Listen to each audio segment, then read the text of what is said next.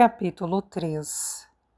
Ivy, você já terminou aquela carta?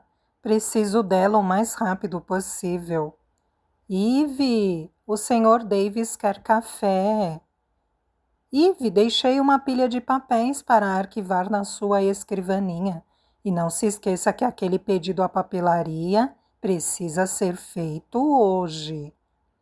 Era a manhã da segunda-feira seguinte e Carol Bay parecia estar a uma longa distância nesse momento. Um oásis tremeluzente e inalcançável, um mero sonho. Eu estava de volta a Oxford, num prédio comercial fuleiro, perto do shopping Clarendon Centre, onde já cumprira o primeiro mês de um trabalho temporário de 2 meses para o grupo de pessoas mais mal educadas e mal-humoradas do mundo, que pareciam achar que eu possuía habilidades sobre-humanas, tendo em vista a minha caixa de entrada que lembrava o Monte Everest. Eu não tinha a mais ilustre das carreiras, verdade seja dita. Depois do curso de teatro, tentara trabalhar nos palcos ou me tornar uma estrela de Hollywood. O que viesse primeiro. Mas após 5 anos com apenas alguns papéis pequenos em produções teatrais e uma única ponta no seriado Casualty, no papel da vítima de overdose, admiti a contragosto que sempre estaria mais para uma novela mexicana do que para Hollywood. E com relutância desisti deste sonho. Depois tentei ganhar a vida como fotógrafa, o que foi seguido por um período cantando numa banda. Mas estas opções de carreira também não deram muito resultado. Foi nesse ponto que conheci Matthew. E então, com o incentivo dele, larguei meu emprego no pub, cursei secretariado e fazia trabalhos temporários desde então. E enlouquecia de tédio. Havia pouco tempo, tinha me resignado a fazer o que meus pais e minhas irmãs sempre insistiram para que eu fizesse, ingressar no magistério. Pessoalmente, eu não tinha a convicção de que seria uma boa professora. Não tinha muita paciência, irritava-me depressa com crianças resmungonas e o pior de tudo, não suportava o som do giz riscando o quadro negro.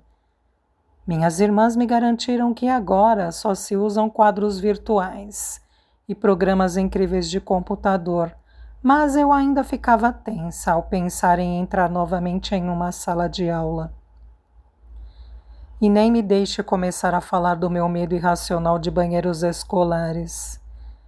Apesar disso, a contragosto, eu havia chegado à conclusão de que fazer um curso de formação de professores talvez fosse de fato um pouquinho mais interessante do que permanecer no inferno dos trabalhos temporários pelo resto da vida. E para ser franca, eu havia esgotado minhas opções. Minha família ficara aliviada para dizer o mínimo. Você está tomando a decisão certa, disse Ruth, assentindo com aprovação. Ensinar, além de gratificante, também lhe garante um emprego estável para toda a vida. E depois, é claro, você vai receber sua aposentadoria e nunca é cedo demais para pensar nisso. Eu discordava completamente. Na minha opinião, aceitar um emprego por razões ligadas à aposentadoria, quando ainda se estava na casa dos 30 anos, era coisa de velho num grau tão espantoso que deveria ser punida por lei. Eu nem tinha certeza de querer um emprego para toda a vida. A própria expressão me enchia de pavor. Onde é que seguir os próprios sonhos e correr riscos se encaixavam em emprego para toda a vida? O que acontecia com a diversão e a espontaneidade? A questão era que discutir com Ruth Era como discutir com um trator em movimento. Não havia opção a não ser sair da frente querendo ou não. Podia protestar o quanto quisesse a respeito de diversão e sonhos e correr riscos, mas bastava ela entrar na questão das hipotecas e das responsabilidades familiares para se tornar impossível detê-la. E assim, eu tinha feito a coisa sensata e segura e me candidatar a uma vaga num curso da Oxford Brookes. Para minha grande surpresa, a universidade me ofereceu uma vaga. Quase ri de incredulidade quando a carta chegou. Eles achavam mesmo que eu era uma candidata adequada para ser professora. Era evidente que minhas habilidades de atriz tinham sido magníficas na entrevista. Otários. Enfim, o curso começaria em 4 meses, em setembro. Originalmente, sabendo que obter o certificado de pós-graduação em pedagogia seria uma tarefa intensa e totalmente exaustiva, eu tinha vagos projetos de tirar férias antes de as aulas começarem e de gozar meus últimos meses de liberdade. Poderia decorar a casa, desencavar a câmera e tirar umas fotografias, recuperar o jardim ou, quem sabe, tirar férias em algum lugar quente e exótico. Talvez pudesse encaixar uma viagem à Índia, afinal. É provável que o melhor para você seja juntar todo o dinheiro que puder até setembro. Sugerir a Matthew, no entanto. Se vou pôr seu nome na hipoteca, você terá que pagar sua parte sem falta. Afinal, eu não posso carregar tudo nas costas. Eu não sabia de onde ele havia tirado aquilo, mas supus que ele tinha razão. Não era justo esperar que ele bancasse tudo enquanto eu tirava um ano sabático e eu era uma mulher moderna do século XXI, que ficava satisfeita por pagar sua parte das contas e o que mais houvesse. Portanto, não, eu não viajara para a quente e poeirenta Índia, com o meu cabelo trançado, exibindo uma tatuagem de rena, enquanto pechinchava uma pulseira de prata no mercado. Também não estava numa praia cheia de palmeiras, absorta num romance best-seller enorme e absorvendo os raios UV. Em vez disso, estava digitando e tirando fotocópias e arquivando papéis e fazendo café para os feitores e feitoras de escravos nos calabouços de tortura, ou seja, escritórios, da Companhia Crossland de Soluções em Finanças. E sim, isso era exatamente tão maçante, degradante e terrível quanto parecia. Havia uma pessoa em particular, Colin Davis, ou o Sr. Davis, como eu deveria chamá-lo, que me levava à loucura. Era um homem nojento, enfiado num terno marrom justo demais, com cabelo seboso, olhos esbugalhados e pele rosada que sempre parecia ter uma camada de suor. Devia estar beirando os 50 anos, porém agia mais como um idiota de 20 anos, sempre tecendo comentários depreciativos sobre os membros femininos da equipe e reproduzindo baboseiras machistas intermináveis sobre quem ele gostaria de pegar. Em geral, Kate Price, Alesha Dixon e Cheryl Cole, embora houvesse muitas variações, e sobre o que exatamente gostaria de fazer com elas. Nos últimos tempos ele parecia ter se interessado pelo meu bumbum, passando a mão, dando tapinhas e beliscando toda vez que tinha uma oportunidade, o que não era frequente. Isso eu posso garantir. Eu havia aperfeiçoado depressa minhas táticas de esquiva. Sei o que você está pensando. Por que ninguém denunciou esse asqueroso à direção? para que ele fosse posto no olho da rua. Aí é que está o problema. Ele era a direção e não iria a parte alguma, a não ser rondar minha mesa e me lançar olhares pervertidos. Eu vivia implorando à agência de empregos que me arranjasse outro trabalho, mas eles não eram solidários. Não temos nenhuma outra vaga no seu perfil, diziam toda vez que eu telefonava em desespero. É claro que diziam isso. Afinal, recebiam uma comissão poupuda por cada hora que eu sofria trabalhando naquele buraco. Por que alguém acionaria os freios de emergência nesse trem da alegria?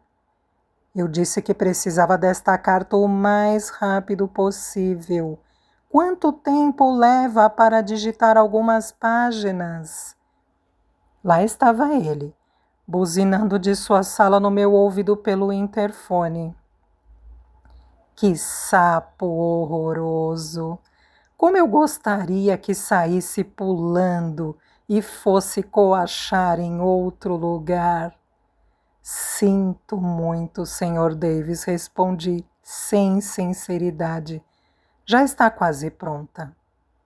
Em seguida, abafei depressa o alto-falante do interfone, para não ouvir a inevitável piadinha pornográfica que ele faria. Digitei a carta socando o teclado. Uma coisa chatérrima sobre alíquotas tributárias, enquanto visões de Carol and Bay enchiam meus pensamentos. Acordar de ressaca na manhã seguinte ao funeral, em um quarto abafado de uma pousada, não tinha sido muito divertido.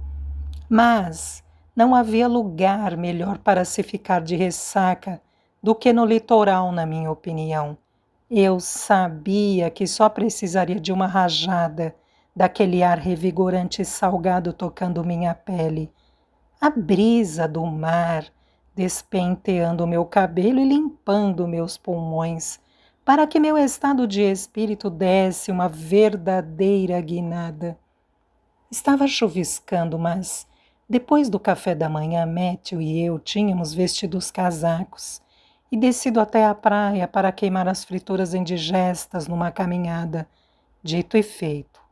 Eu me sentira melhor em minutos, quando o ar tempestuoso esbofeteara minhas bochechas.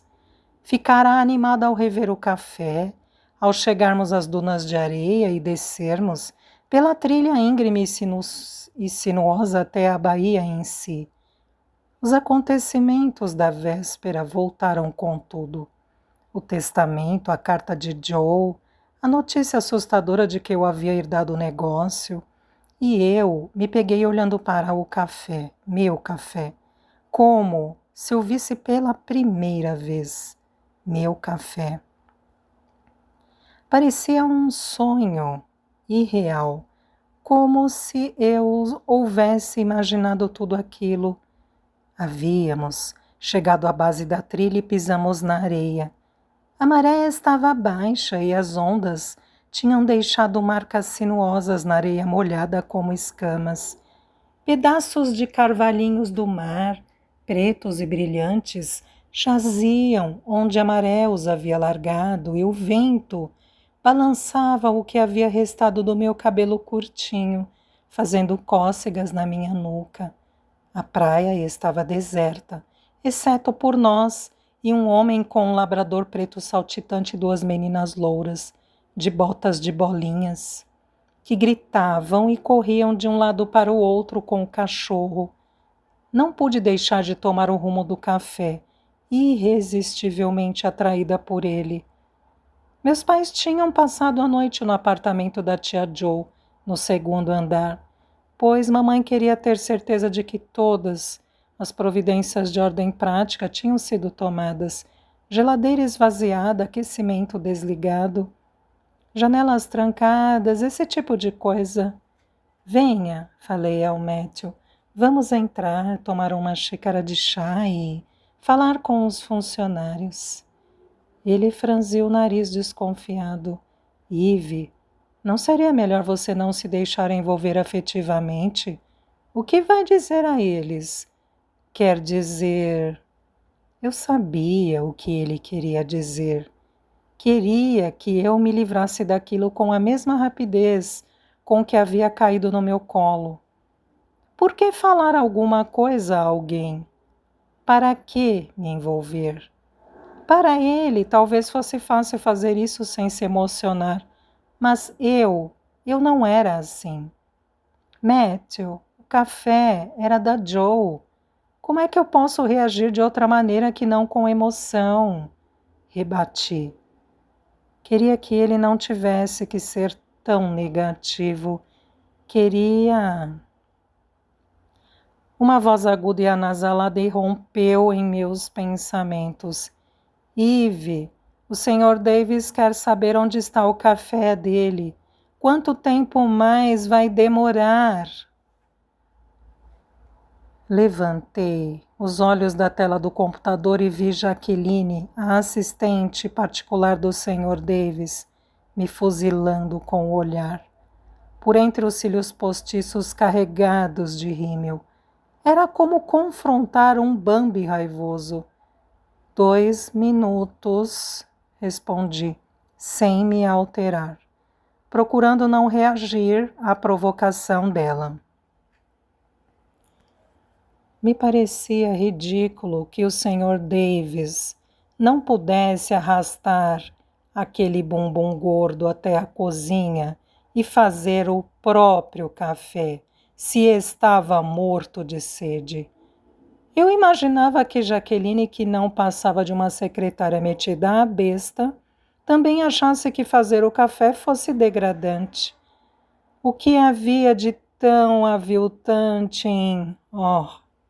acender o fogo sob uma chaleira com a própria mão, pelo amor de Deus, ou mesmo andar até a Starbucks da High Street. Joe nunca tratara seus funcionários como escória, nunca os intimidava, nunca fazia com que se sentissem mal. Dava para perceber, pelo modo como todos tinham comparecido ao funeral de cabeça baixa, com lágrimas nos olhos. Segundo mamãe, o café passara alguns dias fechado depois da morte dela por respeito. E quando passamos por lá no sábado, o pessoal que estava trabalhando ainda parecia traumatizado. Meu olhar voltou-se automaticamente para o balcão, na esperança de ver a tia Joe junto à máquina de café, contando uma piada a um freguês. Mas é claro que ela não estava lá. O café não era enorme, porém dava uma ilusão de espaço. Com o pé direito alto e o teto de madeira, as janelas grandes e as portas de vidro que se abriam para o deck. Na parte interna havia 8 mesas e uns 2 reservados junto às janelas. Do lado de fora havia mesas e cadeiras de madeira com barracas coloridas que proporcionavam sombra quando o sol castigava. Nos dias quentes, as portas de vidro sempre ficavam abertas para que a brisa flutuasse pelo interior, enquanto nos dias mais frios, elas se mantinham bem fechadas e o lugar ficava aquecido e acolhedor, sobretudo quando se viam as ondas de crista branca se resolverem tempestuosamente, ao se precipitarem cheias de espuma em direção à praia. Joe sempre fizera ela própria todos os bolos à venda, e me causou outra pontada de dor ver o balcão dos bolos vazio nesse dia. Ficou claro que ninguém se sentia em condições de ocupar o lugar dela, em se tratando de oferecer os brownies de chocolate mais pecaminosamente deliciosos da Cornualha, ou as mais saborosas panquecas de frutas. Ah, Joe! Parecia impossível que ela nunca mais tornasse a sair da cozinha com uma bandeja de guloseimas recém-tiradas do forno. Prove um, ela sempre dizia. Perguntei-me O que os funcionários estariam achando de trabalhar no café agora?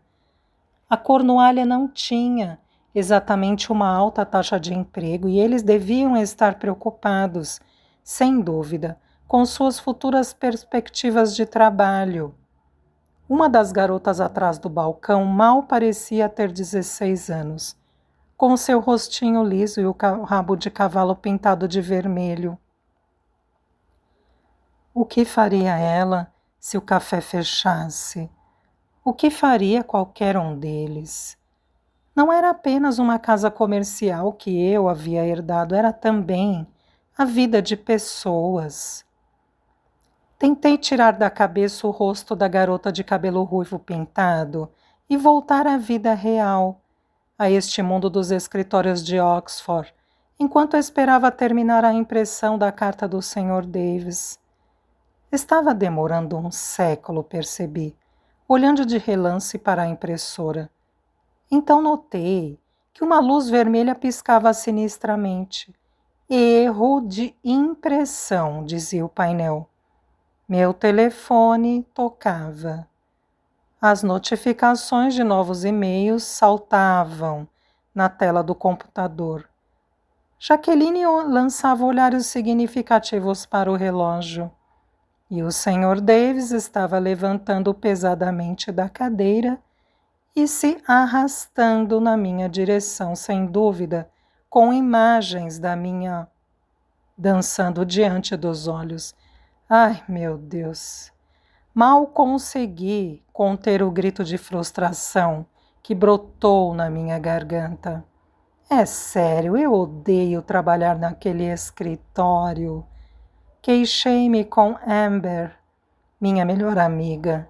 Tínhamos marcado um encontro depois do trabalho num pub acolhedor e tradicionalíssimo da cidade, e eu havia precisado de um copo de gin tônica bem cheio e um pacote de amendoim para me sentir, nem que fosse um tiquinho menos atormentada.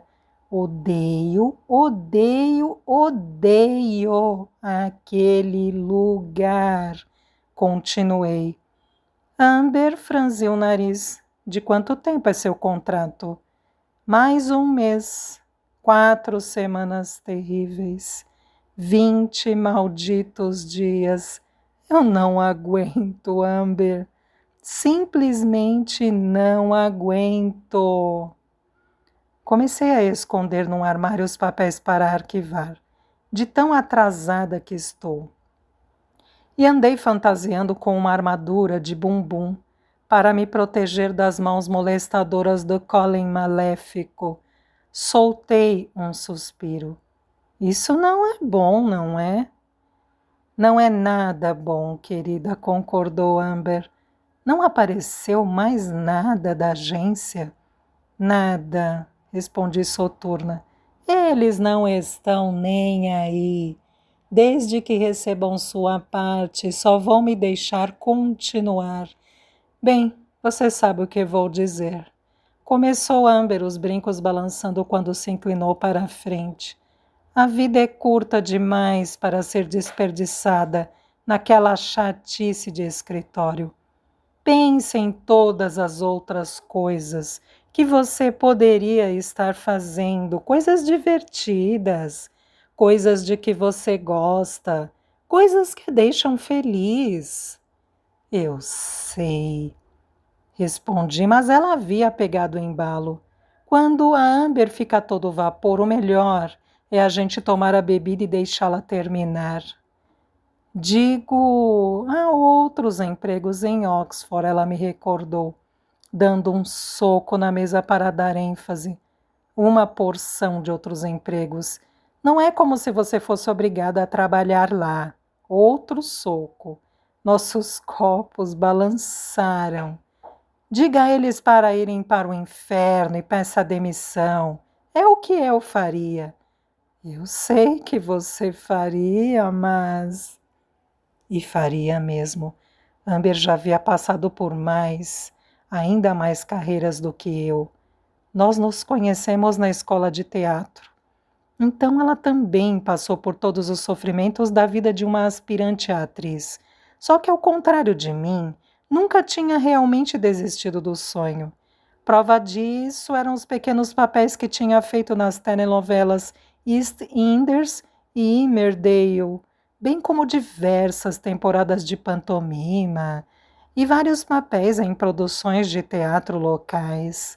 É claro, também tinha sido caixa de uma loja de museu, experimentado um período como auxiliar de cozinha no restaurante do Hotel Randolph, trabalhado como organizadora de eventos por 6 meses e, mais recentemente, trabalhava na loja de uma florista em Jericho, mas continuava a fazer audições ainda com esperança, ainda decorando falas e assumindo a identidade de outros personagens. Eu não sabia direito se ela era dedicada ou iludida. Porém, ao menos podia afirmar que tinha ambição, o que era mais do que eu podia dizer de mim mesma nos últimos tempos. Nada demais, Eve. Amber levantou as mãos e seus 4 anéis de prata pesados cintilaram à luz do pub. Onde foi parar sua coragem? Quando setembro chegar, você vai ficar enfurnada na faculdade desejando ter feito alguma coisa mais empolgante no verão. Matthew achou que seria uma boa ideia eu juntar um pouco de dinheiro. Comecei a dizer, mas ela arqueou uma das sobrancelhas e minha voz sumiu. Você se lembra da Índia? Ele também achou uma boa ideia você fazer alguma coisa chata, disse Amber tamborilando na mesa, e você perdeu completamente a oportunidade. Eu sei, admiti, arrasada. Entendo o que quer dizer, mas... Vou pegar outra bebida para nós, disse ela, e depois vamos bolar um plano. Volto já. Observei-a caminhar até o bar. Amber era alta e magra, com longos cabelos ruivos que caíam em ondas pelas costas.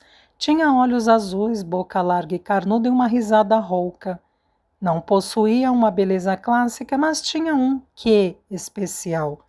Uma energia ou efervescência invisível que fazia com que as pessoas a notassem, virassem a cabeça e olhassem para ela onde quer que fosse. Como de praxe, estava usando calça jeans skinny, que destacava seu bumbum magrinho. Um bumbum de polícia. Eu costumava brincar com ela, como em Chamem a polícia, alguém roubou o bumbum dela. Blusa preta com decote cavado e uma mistura de echarpes e joias no pescoço. Os tênis All-Star, revestidos de lantejoulas prateadas, faiscaram quando ela voltou, trazendo 2 copos cheios. E aquele tal café? Perguntou, voltando a se sentar e empurrando um gin tônica para mim. Ela tomou um gole de vinho tinto. O que aconteceu quando você foi lá? Bem, bati um papo com a equipe, eles são só 3 no momento. Porque a alta temporada ainda não começou. Assim, ao chef Call, que parece um perfeito imbecil, e 2 adolescentes, Seb e Saffron, que só trabalham lá aos sábados. Eu lhes disse que, como nova proprietária, cuidaria deles. E me certificaria de não deixar acontecer nada sem lhes avisar antes, mas... Dei de ombros. Fui meio vaga, na verdade. Matthew disse que eu não deveria ter conversado com eles antes de ter um plano, mas eu achei que tinha que dizer alguma coisa. Fora bem embaraçoso, na verdade. A ruiva Saffron praticamente me fuzilara com os olhos, de tão desconfiada que ficara ao me ouvir dizer que eu havia herdado o café. Tá, quer dizer que você vai administrar isto aqui lá de Oxford, a mais de 300 quilômetros de distância? Perguntara, incrédula. Como é que isso vai funcionar? Eu tinha forçado um sorriso. Não gostara da expressão irritada dela. Bem, ainda não sei direito, eu confessara. Acho que precisarei contratar um gerente, alguém que esteja aqui durante a semana, a não ser que você, Cal, possa servir os fregueses, além de cozinhar para eles. Cal, que era magricelo e moreno, com o cabelo castanho oleoso preso num rabo de cavalo, fizera um ar de desdém. Certo, respondera com a fala arrastada. Então, você quer que eu sirva os fregueses, cozinhe, lave a louça, cuide do caixa, tudo sozinho? E pelo mesmo salário? Sem chance, meu bem. Minhas bochechas ficaram quentes ao ouvir aquele meu bem, condescendente. Eu era pelo menos 10 anos mais velha que ele, aquele merdinha metido à besta. Tudo bem, foi só uma sugestão. Eu respondera com frieza. Certo, nesse caso vou colocar um anúncio para encontrar outra pessoa. Enquanto isso, acho que o café terá que ficar fechado durante a semana. Ótimo, rebatera Cal, ríspido. Quer dizer que vou perder 4 dias de trabalho assim, sem mais nem menos? Incrível. Bem, qual é a alternativa? Eu perguntara cerrando os dentes. Ah, está bem. Ele suspirara. Mas quero um aumento se vou ter que acumular funções. Seb, o outro membro da equipe, não tinha falado em todo este tempo. Parecia ter uns 17 anos, com um rosto bonito, cheio de espinhas e uma cabeleira cor de palha. Usava uma camiseta roxa berrante que trazia grafado o lema: Não sou nerd, sou um Warlord nível 9. Eu tinha esperança de pegar mais turnos na semana do feriado, dissera. Ao me ver virar para ele com ar inquisitivo. É aí que o café começa a ficar movimentado e a Joe precisa de mais ajuda. Então, talvez a Seth e eu possamos ajudar durante essa semana. Fale por você, interrompera Saffron em tom grosseiro. Eu soltei um suspiro profundo. As coisas não estavam correndo muito bem.